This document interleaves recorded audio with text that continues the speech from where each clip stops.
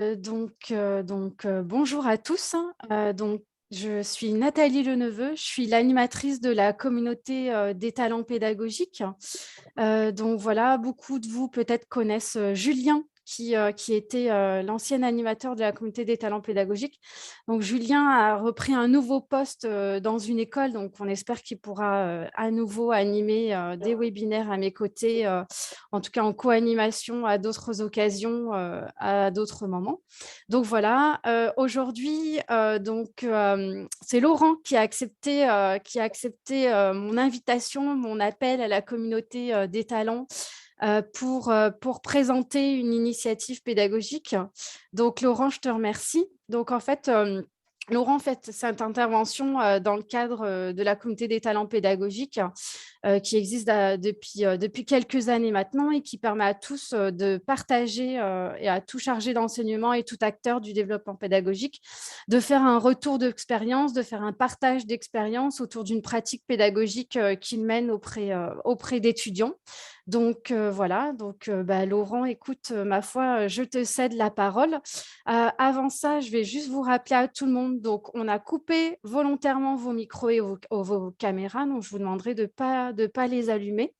Donc Laurent va faire une présentation de 20 minutes. Et à l'issue de la présentation, il y aura un temps d'échange qui sera dédié avec Laurent et ce qu'il vous a présenté pour compléter sa présentation ou pour approfondir autour de la ludopédagogie. Donc, surtout, n'hésitez pas. Pour ce faire, deux moyens. Donc, soit vous utilisez le chat que vous êtes en train d'utiliser pour vous présenter et c'est super, surtout n'hésitez pas. Donc voilà, soit tout simplement, vous levez la main en espérant que je prenne le tour de parole, mais même si vous levez la main, mettez juste votre nom. Je souhaite poser une question à Laurent. Comme ça, moi, je prends les tours de parole et donc je pourrais poser soit vos questions à Laurent, soit vous pourrez poser votre question directement à Laurent quand sera venu le temps de votre question. Donc voilà, bon webinaire à tous. Moi, je vais couper ma caméra et je vous laisse entre les mains de Laurent. Et Laurent, je te laisse te présenter. Merci Nathalie. Merci à toutes les personnes qui ont pris du temps pour m'écouter. Moi, je suis enseignant-chercheur à l'Université de Montpellier et j'enseigne principalement dans trois composantes d'enseignement, donc à l'IUT de Nîmes. Donc, c'est du génie mécanique. J'enseigne principalement la science des matériaux. Ensuite, j'interviens également dans le département de chimie à 7, là aussi pour de la science des matériaux, et à l'IUT de Montpellier, dans un DU, le DU Access. Donc, c'est l'accompagnement pour les études scientifiques. Donc, c'est pour les personnes qui n'ont soit pas le bac, soit qui viennent d'avoir le bac, mais qui ne savent pas vers quoi s'orienter. Et là, j'interviens donc pour de l'algorithmique et de la programmation Python. Alors, je vais vous présenter mes diapos. Donc, partager. Voilà, je pense que c'est bon. Tout le monde les voit. OK. Alors, du coup, moi, je développe en fait depuis plusieurs années des jeux pour la classe.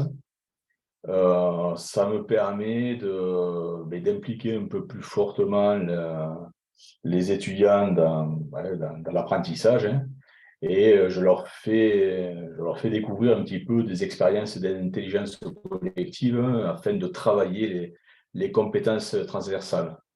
Et cette approche, en fait, depuis quelque temps, s'inscrit pleinement avec la nouvelle réforme des IUT, où le DUT qui se faisait en 2 ans est devenu donc un bachelor universitaire de technologie, donc on prépare en 3 ans. Donc, comme vous pouvez le voir, je précisais donc donc en génie mécanique, donc en chimie et dans le DU Access, donc pour l'accès. Alors, je vais vous donner justement quelques exemples de ce que j'ai pu mettre en place. Alors, par exemple, dans le cadre du DU Access, alors je ne sais pas si vous voyez avec la caméra. Peut-être Nathalie, tu peux me confirmer si c'est un encart ou... Voilà. Oui, mais ça, c'est pas grave. Donc là, grosso modo, c'est une boîte de jeu. C'est la boîte que j'ouvre généralement dans une séance où en fait des étudiants découvrent l'informatique mais sans toucher à l'ordinateur, on ne touche pas au clavier et on essaie de réfléchir un petit peu comment transposer un problème. Là, par exemple, sur la diapo, c'est la résolution d'un casse-tête où on doit essayer d'aligner sur les quatre faces là, de la petite boîte en bois. On doit essayer d'aligner donc des cubes avec des couleurs différentes, donc le bleu, le rouge, le jaune et le vert.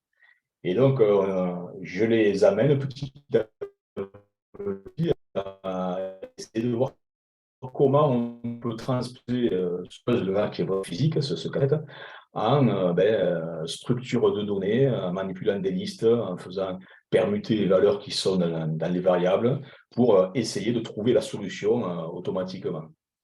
Et donc, on raisonne sur la topologie. Alors ça, c'est un exemple parmi tant d'autres, hein. Et là, cette année, je l'ai fait travailler sur la génération de séquences de l'ombre et dans le but de créer une œuvre artistique numérique. Et en fait, on va utiliser le Fab Lab qui est à l'IUT de Montpellier, donc qui s'appelle Hobby pour justement, avant les fêtes de Noël, qu'ils puissent produire quelque chose. Alors, soit avec de la gravure laser, soit avec de l'impression 3D. Et l'idée, c'est que le langage Python va générer automatiquement les fichiers indispensables pour faire leur production. Donc, ce sont des formats de fichiers spécifiques des machines, mais qui sont donc du texte standard. Enfin, donc, il y a les fichiers SVG pour la 2D et les fichiers STL pour la 3D. À titre d'exemple aussi, toujours dans l'informatique, pendant le Covid, avec une collègue du cours d'expression, on avait travaillé sur la structure d'un livre dont vous êtes le héros. Et en fait, ce livre a permis aux étudiants de découvrir un chapitre de mon cours sur la science des matériaux.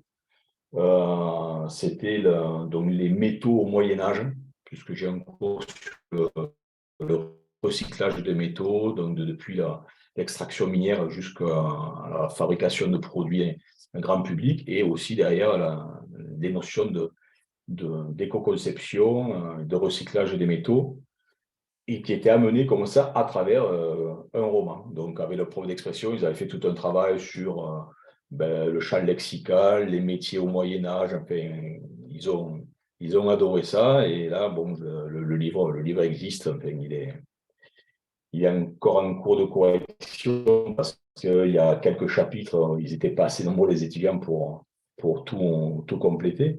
Mais donc, il y a une phase de relecture actuellement et il sera certainement publié. L'autre exemple que je voulais vous présenter, c'est un jeu de rôle que j'ai appelé Hack and Jam. Alors, Hack and Jam, pourquoi? Parce qu'en fait, le hacking, c'est le fait de détourner. Et en fait, à l'époque, j'animais le jeudi après-midi, donc le JAM, j'animais des ateliers de montage et d'imprimante 3D. Et comme j'enseigne la science des matériaux, et que moi, au laboratoire, bon, je fais beaucoup d'instrumentation et de traitement de données. Et j'ai dit, il y a tous les ingrédients pour faire en fait du prototypage et d'essayer de développer des instruments de mesure pour caractériser les matériaux en sciences des matériaux. Donc, du coup, à travers une séance de 4 heures, donc c'est de la gestion de projet, les étudiants doivent en équipe définir un challenge, me poser des questions pour avoir un cahier des charges, ensuite analyser un marché pour voir un petit peu l'existant et ensuite proposer des solutions techniques. Et si moi, en tant que client, je valide la chose, eh bien, je leur distribue donc les différents capteurs actionneurs. Donc là, j'ai un exemple. Là, cette année, on va travailler en mécatronique sur des automates à état fini. Et donc, par exemple, ici, j'ai un capteur de lumière, voilà, qui est ici. Et là, vous voyez la petite LED qui est allumée en orange, enfin en jaune. C'est le jour. Là, c'est le début de nuit. Là, c'est la nuit, c'est en bleu, on a éclairé un matin. quand la luminosité est début du jour, et si c'est validé, hop, ça bascule en jour avec extinction du lampadaire. Voilà, c'est l'exemple des deux programmations qu'on peut leur faire pour soit faire après des challenges de robotique. Voilà, on va au-delà de la science des matériaux ou de la mécatronique industrielle. Alors ensuite, j'ai développé donc plusieurs jeux. Donc il y a le jeu Profil qui est en fait une série de 30 questions. Alors ce jeu, il a été fait dans le cadre du PPP. Alors le PPP à l'IUT, c'est le projet personnel et professionnel. Et il y a trois grandes facettes. Il y a une facette, c'est la découverte de soi. Après, il y a la découverte des métiers et la découverte des entreprises du génie mécanique. Et sur la découverte de soi, en fait, j'ai une série donc, de 30 questions qui me permet en fait, de voir si l'étudiant est plutôt dans du travail solitaire en autonomie ou plutôt dans du travail de groupe et sur des aspects réflexifs ou au contraire s'ils sont dans l'action. Et donc, ça me permet en fait de proposer quatre types d'apprenants. Il y a les makers qui vont être les premiers à vouloir faire ou actionner une machine dans les séances de TP. Il y a les challengers, ils aiment bien avoir un cours structuré, chapitre 1, chapitre 2. Il y a les explorers, au contraire, ce sont les créatifs. Et nous, c'est important en bureau d'études parce qu'ils vont nous proposer plusieurs solutions techniques qu'on va essayer d'explorer. Et après, il y a les sociaux qui sont plus dans la discussion, ils sont à l'aise dans l'apprentissage par problème, par exemple, parce qu'ils vont amener des idées, ils vont essayer de réfléchir sur des concepts un peu plus théoriques. Et du coup, moi, ça me permet aussi de constituer des groupes de travail. Donc, ça devient un outil, moi, pour faire du team building, donc constituer des équipes. Et alors, soit en mettant les étudiants identifiés d'un groupe donné, enfin d'un type donné, soit au contraire de les mélanger, faire du brassage pour espérer faire émerger des choses intéressantes. Et là, si vous voyez sur l'image, là, il y a un plateau donc avec des couleurs. Et les couleurs correspondent en fait à des zones. Moi, j'ai appelé ça donc des zones de confort. Et comme j'explique aux étudiants, si vous voulez développer de nouvelles compétences, eh bien, il vous faut sortir de votre zone de confort et aller travailler des activités pédagogiques qui sont symbolisées par les petites icônes. Je ne vais pas rentrer dans le détail, mais après, on pourra échanger un peu plus tard si vous voulez. Et donc, du coup, ça leur permet de voir un petit peu qui ils sont. Alors, je fais ce test en début d'année, en septembre-octobre, là. Et ensuite, je le fais à 6 mois d'intervalle, donc en mars, février-mars, quand on attaque le second semestre. Et l'idée, c'est de voir quelles sont leurs trajectoires. Est-ce qu'ils ont changé de profil? Est-ce qu'il y a eu du changement? Donc, est-ce qu'ils sont allés justement, est-ce qu'ils sont sortis de leur zone de confort? Donc, l'autre jeu, c'est un jeu de cartes.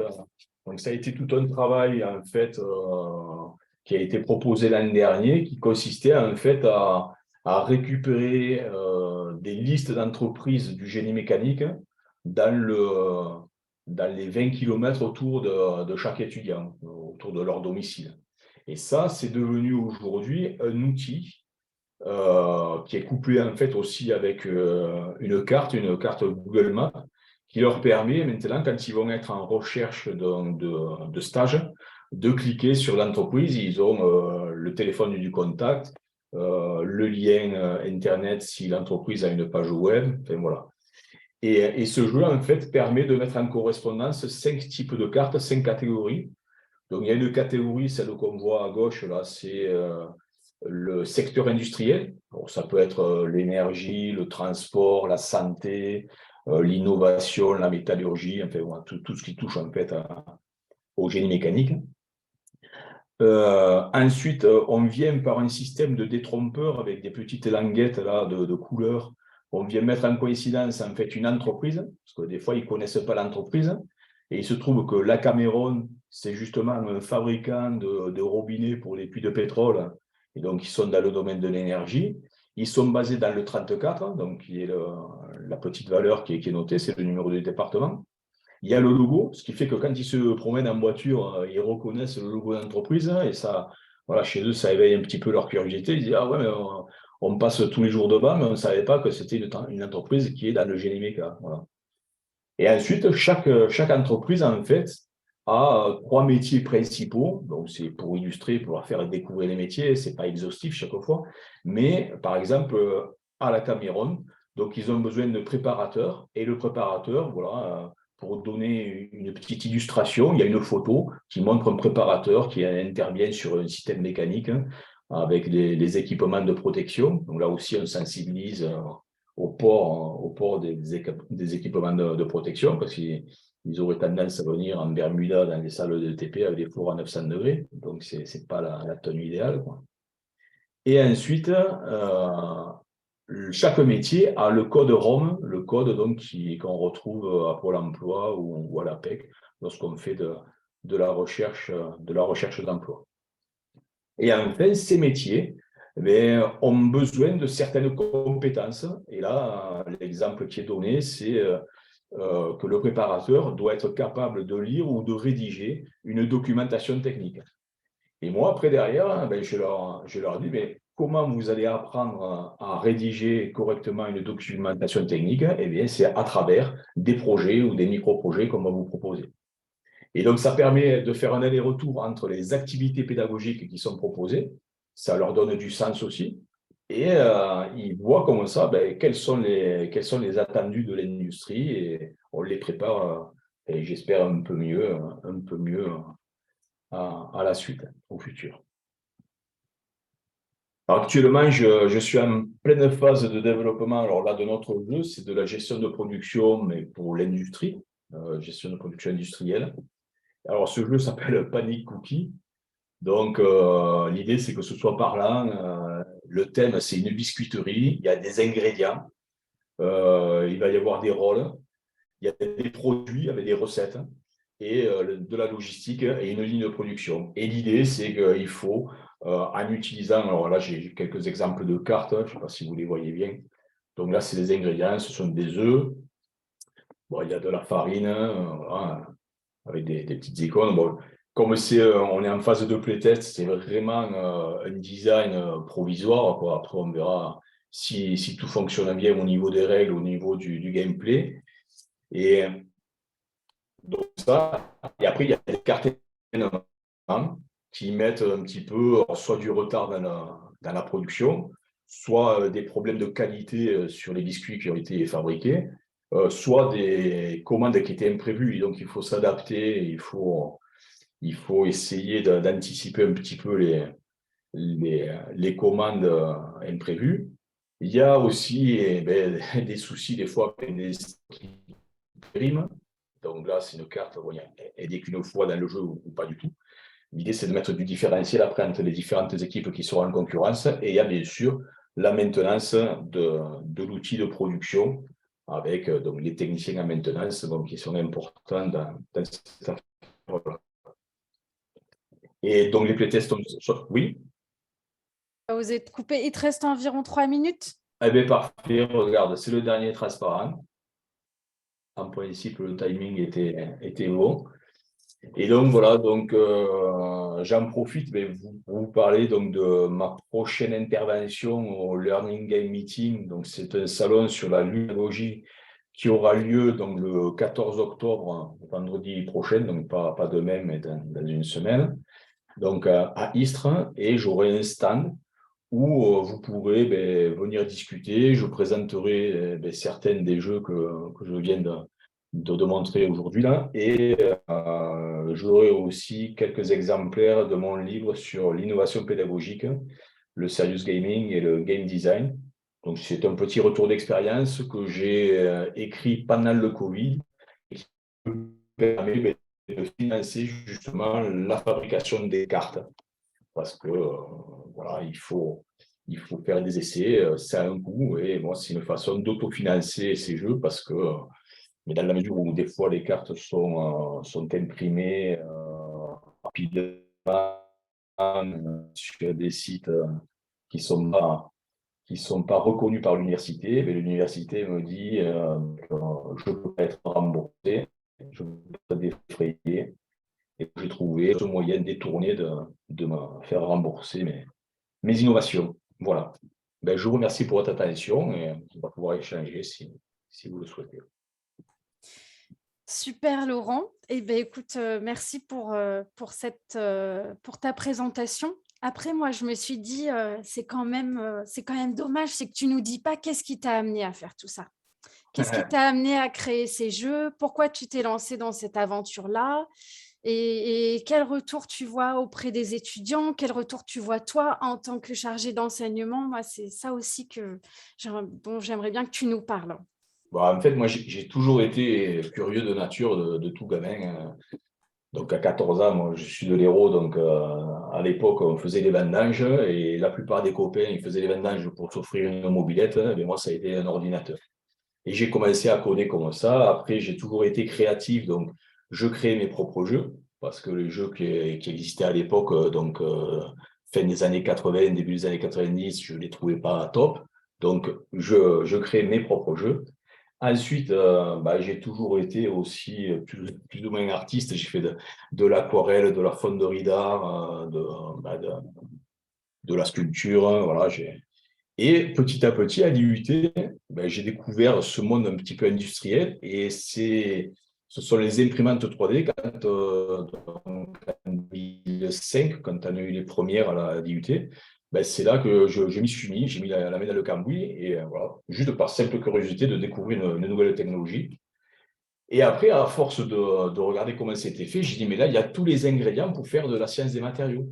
Parce qu'il y a des capteurs de température, il y a des éléments chauffants, on peut mesurer des forces, mesurer la présence de pièces métalliques. Et c'est comme ça que j'ai détourné et qu'est né donc le jeu de rôle à Kenja.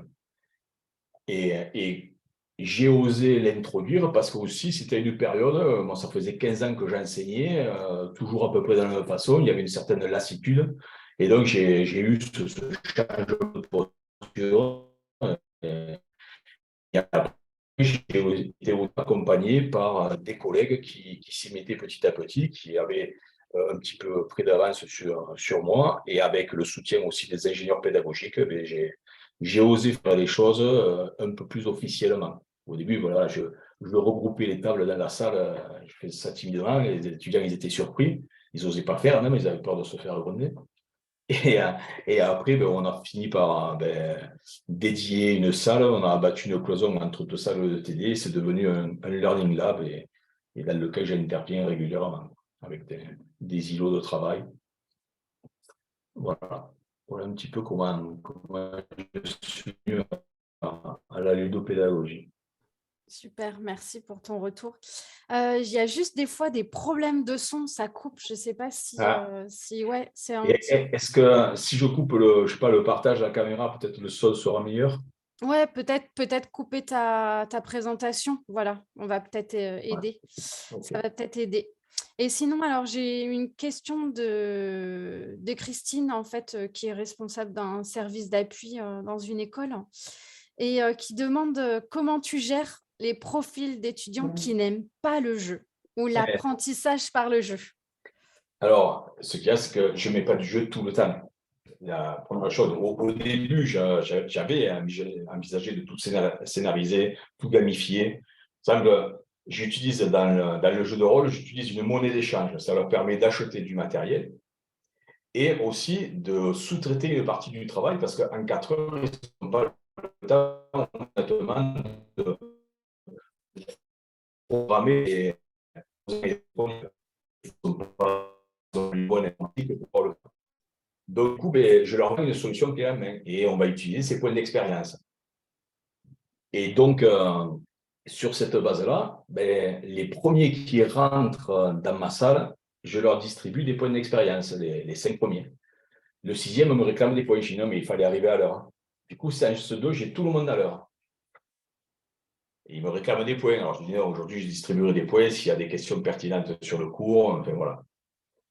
Et donc, petit à petit, après, s'ils respectent des délais, je donne sur Moodle des fois du travail à faire. Il y a des dates butoirs. Ceux qui ont respecté, ils vont se retrouver avec des points d'expérience.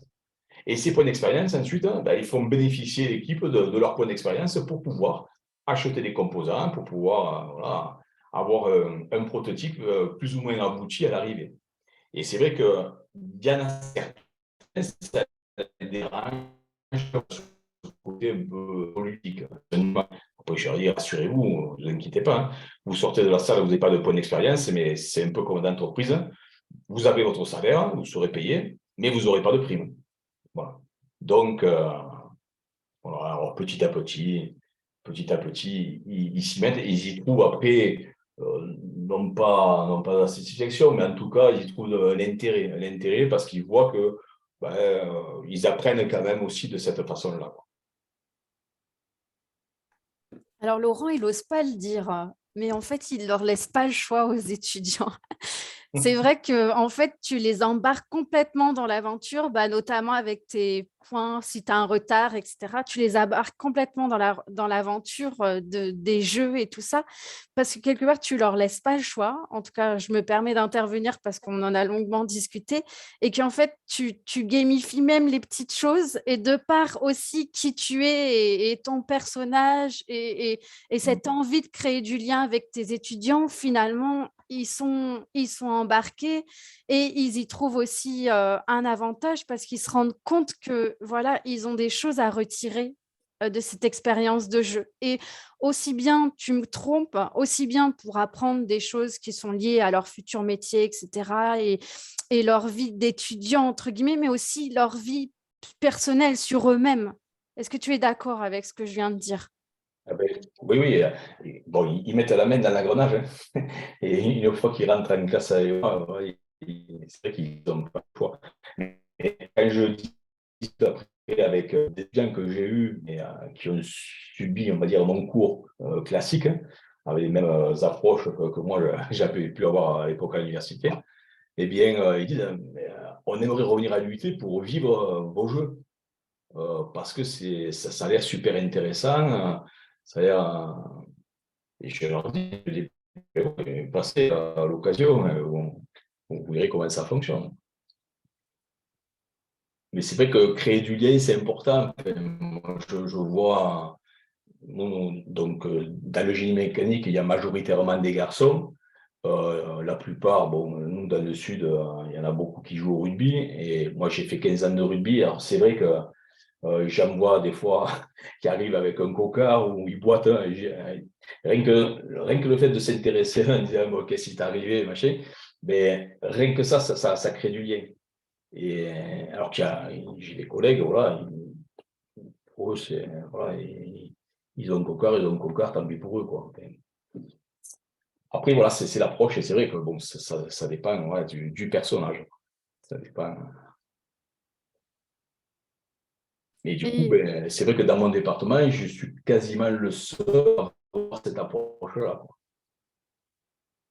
Et au début, ça ok, de suite, mon catalogue, voilà, l'enseignant qui fait jouer, c'est en classe carte.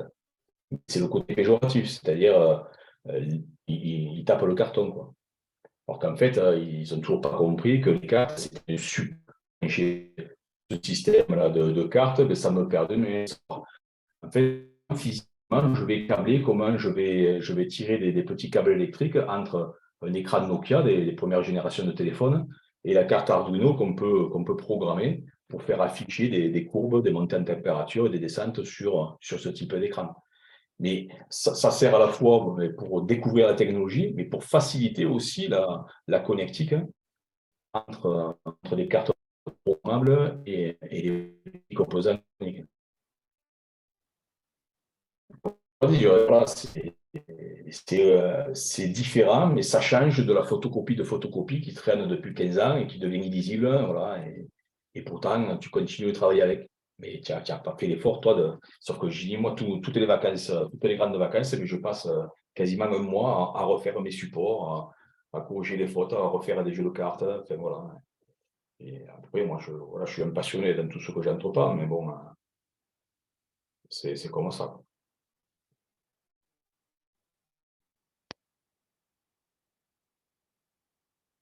donc, bon, je m'excuse d'avance, ça coupe un petit peu.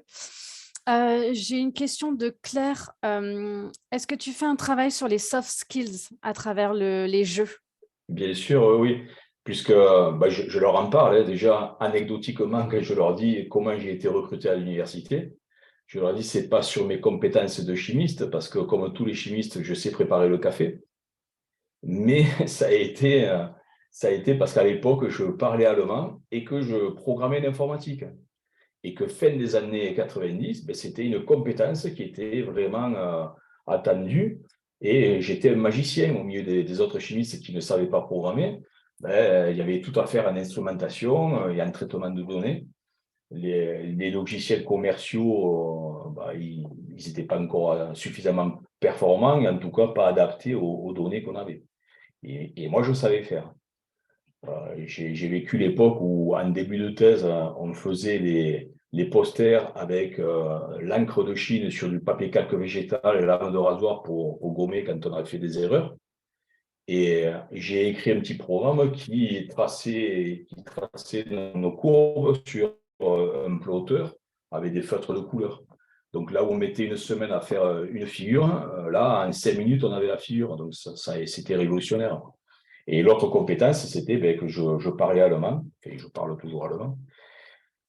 Et là, pareil, on avait des contrats bilatéraux avec l'Allemagne, hein, et donc les réunions scientifiques, je les faisais en allemand parce que mes chefs, qui étaient l'ancienne génération, n'étaient pas à l'aise en anglais, et pareil, les patrons allemands, ils n'étaient pas forcément bons en anglais non plus, donc du coup, ça a arrangé tout le monde de discuter en allemand avec les uns et les autres. Donc, je me suis fait remarquer comme ça. Et donc, ces compétences-là, ces compétences transversales de coopération ou des compétences qui ne sont pas forcément des compétences métiers, mais qui ont fait la différence. Et du coup, sur cette base-là, je leur fais travailler la communication. Donc, dans le jeu de rôle, il y a le chef de projet qui réalise un pitch. Donc, il a 180 secondes. Ensuite, le bureau d'études, il va faire du pêche à coucha. Voilà, je leur donne, je leur distribue comme ça des petits ingrédients pour les préparer à la communication d'entreprise, en plus de ce que font voilà, les profs d'expression. Hein. Voilà, je ne sais pas si ça répond un petit peu. Et dans ton jeu aussi, Build Your Skills, il y a toute une partie sur la connaissance d'eux-mêmes où tu les amènes à réfléchir à qui ils sont et quels professionnels ils veulent devenir. Est-ce que tu peux compléter peut-être par Parce rapport à ça? que souvent, il y a quelques-uns, il y en a quelques-uns, pas tous, hein, mais il y en a quelques-uns qui n'ont pas forcément d'idée. Ils se sont inscrits là parce que sur le tonton, il est dans le génie mécanique, soit ce soit un proche, soit un prof de techno qui va subir du génie mécanique, mais ils ont pas forcément la vue d'ensemble de toutes les professions qui existent. Et donc, c'est sûr que là, ça leur donne un petit peu plus envie. Et comme je le fais faire au tout début, et je rapproche certains au wagon, là, il y en a qui de suite ont le déclic et disent ah ouais, mais ça me plairait de travailler là-dedans, du coup. Alors que si on attend trop tard, il y a du décrochage scolaire et après on rame pour essayer de les rattraper, quoi.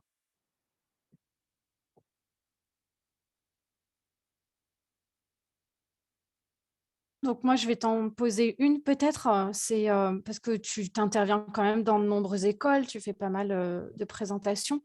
Et toi, tu es en IUT, donc tu interviens sur des petits groupes. Mais qu'est-ce que tu en penses de tout ce qui est ludopédagogie au sein des universités, par exemple, où les étudiants, entre guillemets, sont plus nombreux? Toi, qu'est-ce que tu pourrais dire à un enseignant, un chargé d'enseignement qui intervient à l'université et qui n'ose pas se lancer parce que ça lui paraît compliqué de jouer en grand groupe? Alors, les gros groupes, après, voilà, les approches que j'ai, moi, avec les jeux de cartes, jeux de plateau, ça va être ingérable. Moi, le seul aspect que je vois, c'est de temps en temps pour donner un amphi, session, voilà, du numérique avec Kahoot, voir si les notions qu'on va introduire, s'il y en a qui en ont déjà entendu parler. Après, on peut refaire, au contraire de la remédiation, pour voir si ceux qu'on vient d'expliquer, au bout d'un quart d'heure, on prend la température. Parce que quand on enseigne à l'ancienne dans un amphi, quand on demande « vous avez compris », tout le monde a compris. Il n'y en a pas un qui va oser lever la main. Alors que là, si vous faites un mini-test sous forme de jeu, qu'en plus, avec Out, il y a le podium, là, ça met un petit peu voilà, un peu plus d'engagement, tout simplement. Et du coup, ben, on voit qu'effectivement, il y a des choses, ils n'ont pas forcément bien compris la notion. Donc, du coup, après, on peut soit répéter, soit dire, bon, ben, à ce moment-là, on insistera un peu plus en TD sur cet aspect-là. Enfin, voilà. Mais sinon, honnêtement, je n'ai jamais pratiqué des très gros groupes. Moi, le plus gros, c'est un groupe de TD, c'est-à-dire 25, 26 personnes simultanément, ou le jeu de rôle, c'est un groupe de TP, de travaux pratiques, donc en 4 heures, où ils sont généralement 12 13 maximum. Ok, mais c'est vrai que ce que tu dis, c'est que, entre guillemets, ça peut me permettre de remédier certaines choses dans le cadre de TD et TP qui sont faits en amont des cours en amphi. Sinon, après, sur les grosses promos, mais pareil, c'est après par petits groupes de toute façon. Là, j'ai conçu avec des collègues à l'Université de Montpellier et à l'école de chimie, on a conçu une escape game sur la sécurité dans les laboratoires de chimie. Et moi,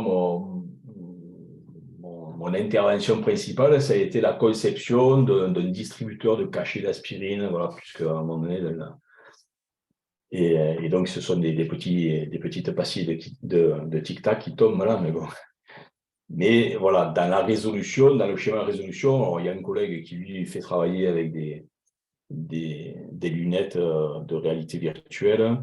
Après, il y a des énigmes à résoudre de façon classique avec des coffres, des cadenas, enfin, voilà.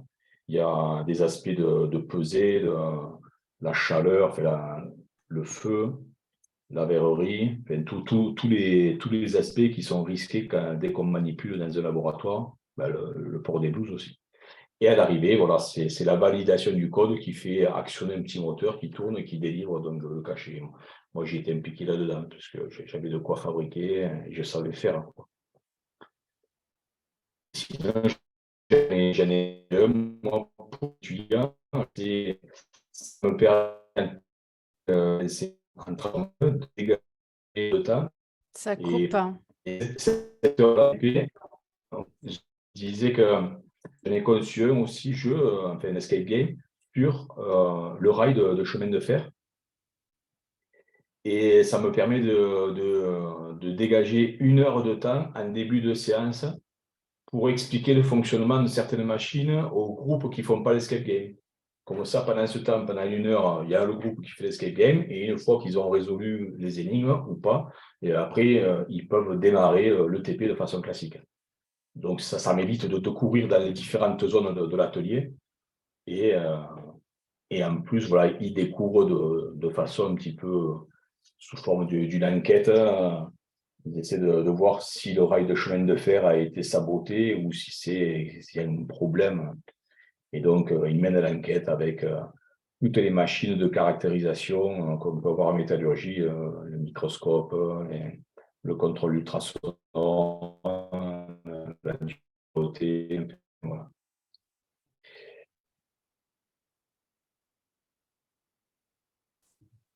Et comment ton équipe, elle réagit par rapport au fait justement que toi, tu utilises beaucoup de ludopédagogie et pas eux, pas forcément. Comment ça Comme je disais, match? moi, dans la salle des profs, au début, c'était trop nouveau. J'étais enthousiaste, mais je n'avais pas suffisamment d'arguments pour en parler voilà, avec un retour impactant. Et donc, du coup, j'ai été classifié comme voilà, le prof qui s'amuse.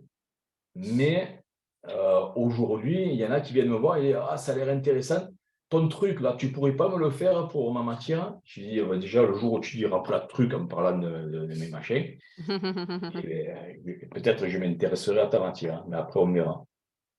Et alors, du coup, voilà, ça fait des étincelles, quoi, hein. J'ai un collègue, il me dit, ouais, ils sont nuls, ils ont 3 de moyenne. Je dis, non, c'est pas eux qui ont 3, c'est toi qui as 3, c'est toi qui as. Alors, bon, c'est vrai que bon, j'ai passé, Ok. On a beaucoup de soucis de son, ça coupe un peu. Alors, c'est tellement dommage parce que bah, tu avais. je suis désolé. Ouais, Ouais, bah oui, mais c'est comme ça. C'est les risques des webinaires comme ça peut arriver. Donc voilà. Bah, écoute, je ne sais pas, là, pour l'instant, on n'a pas d'autres questions. Donc toi, si tu voudrais partager quelque chose que tu n'as pas eu l'occasion de dire pendant le webinaire ou si tu as pensé à quelque chose. Il y a cette boîte, par exemple, là, c'est vrai que j'ai intervenu beaucoup à l'IUT, mais j'ai fait aussi des interventions à un lycée pour voir si le jeu de rôle, on pouvait le jouer à un lycée. Et je les ai fait travailler.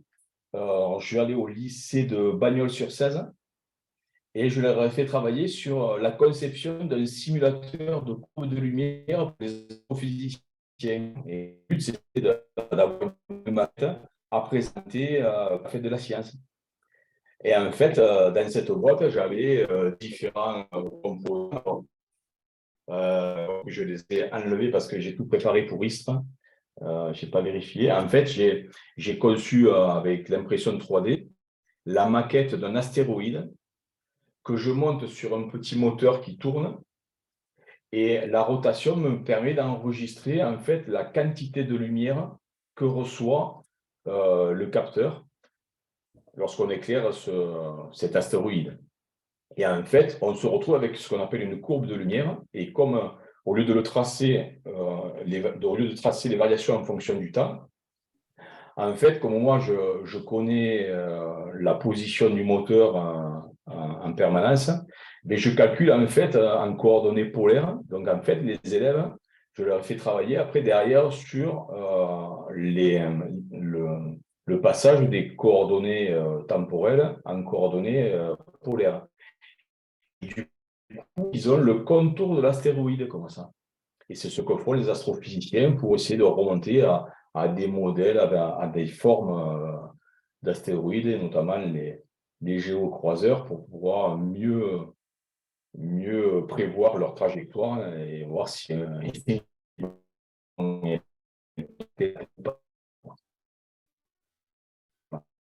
voilà un petit peu. Et donc, j'ai fait ça en 2 heures. Et il y avait tous les collègues enseignants qui étaient dans la salle, y compris les profs de philo, d'anglais, profs de maths, d'histoire géo, profs d'anglais.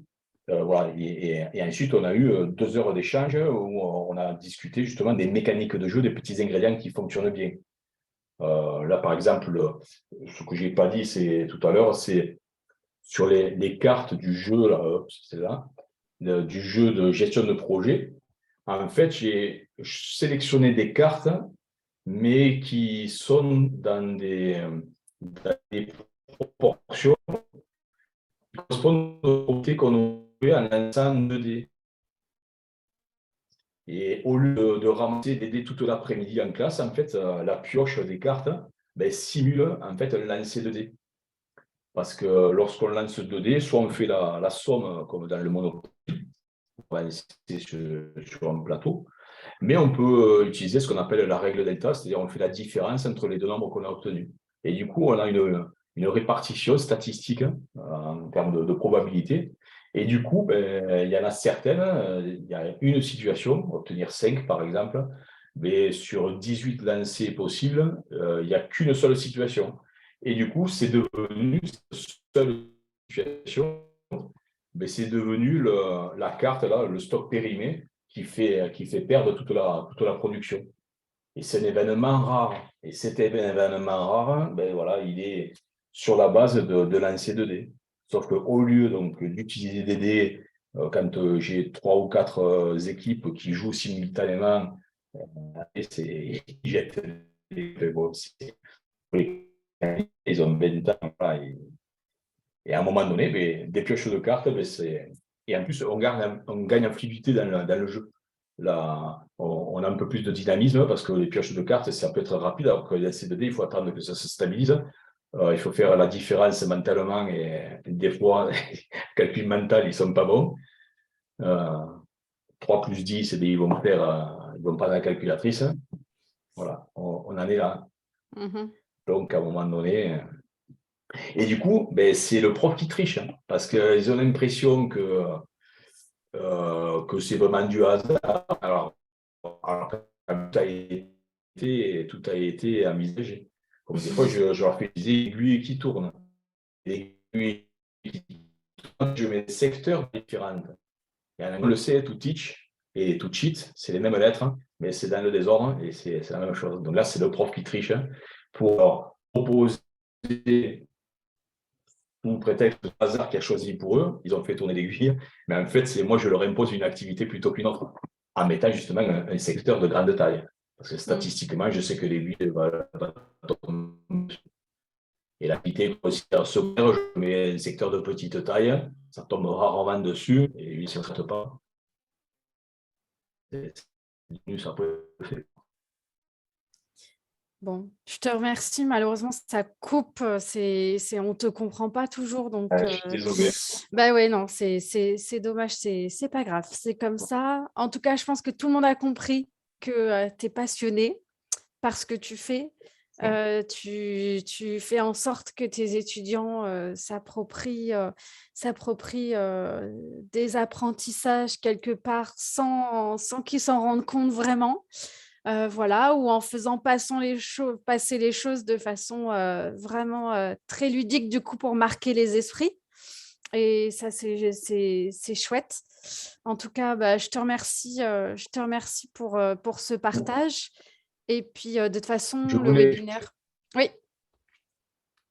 je voulais juste rajouter un truc, c'est que quand je me suis mis au jeu, j'ai une démarche quand même du chercheur, c'est-à-dire j'ai fait la bibliothèque avant de me lancer. J'ai fait un état de regarder ce qui se faisait et ben, j'ai tout ça là-haut. La gamification, voilà, c'est des gens avec qui je suis aussi en contact sur LinkedIn. Et c'est des super bouquins, des super boîtes à idées. Donc, il y a ça, il y avait, après, on avait les Serious Games de Julian Alvarez. Voilà, donc, il y a des choses super intéressantes. Mais Marcel Lebrun aussi, hein, sur les classes inversées. Voilà. Et ça a été aussi source d'inspiration. Alors, c'est vrai que même si j'aime le jeu vidéo, je n'ai pas basculé sur du jeu vidéo parce que c'est long à implémenter. Et prototyper un jeu de cartes ou un jeu de plateau, ben, c'est relativement rapide et on peut s'adapter, changer d'un groupe à l'autre si on veut tester de nouvelles règles, beaucoup plus facilement que pour du jeu vidéo. Donc, c'est pour ça que je ne suis jamais allé sur du jeu vidéo. Même si des fois, je reconnais qu'il y a certains jeux, ça s'y prêterait, notamment tout ce qui est gestion de production, avec plutôt que d'avoir les sabliers et d'avoir une base de temps, ben à ce moment-là, c'est l'ordinateur qui égrène le temps.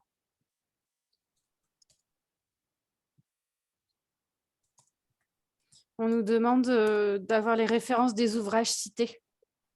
Donc, D'accord. je le mettrai dans le Discord. J'ai créé un Discord Ouais, pour le webinaire d'aujourd'hui. On mettra la vidéo, le replay.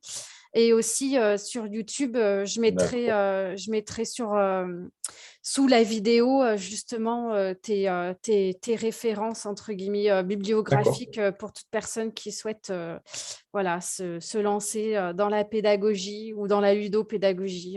Donc, voilà, on fera ça comme ça. OK. Bah, écoutez, merci à tous. Désolée encore pour les petits soucis de son. Et puis bah, ma foi, merci Laurent, à toi voilà, pour tout, pour ton Avec, dynamisme, ta générosité, voilà, tout ça. Et puis bah, je vous dis à bientôt pour un prochain webinaire. Et puis bah, Laurent, je te laisse le dernier mot de la fin. merci à tous d'avoir écouté, même si la qualité du son n'était pas là. C'est vrai que j'habite un petit village et des fois on a des problèmes, même si j'ai la fibre, hein, ça bug un peu. Bon. C'est des aléas techniques. Bon, ça a quand même le Ex- mérite d'exister. C'est ça, exactement. Mais bon, voilà. Voilà. Bon, Ok, mais merci beaucoup à tout le monde et n'hésitez pas à venir me discuter sur LinkedIn, hein. Je suis assez actif, j'y vais suffisamment souvent pour peut-être tous les des fois ça arrive. Des fois, je suis aussi sur la route parce que dans l'ouest de l'Euro et dans donc j'ai pas mal de route tous les jours, quoi, tous les jours. Voilà. Ben, merci beaucoup et à une prochaine. oui, oui, oui. Et puis Laurent est aussi sur la communauté des talents. Donc, si vous cherchez son profil sur le site, vous le trouverez. Vous pourrez aussi le contacter via les coordonnées qu'il a laissées aussi pour le contacter. Donc, voilà. Bah, à très vite. À bientôt tout le monde. Et puis, Laurent, encore merci. Merci beaucoup. Allez, au revoir.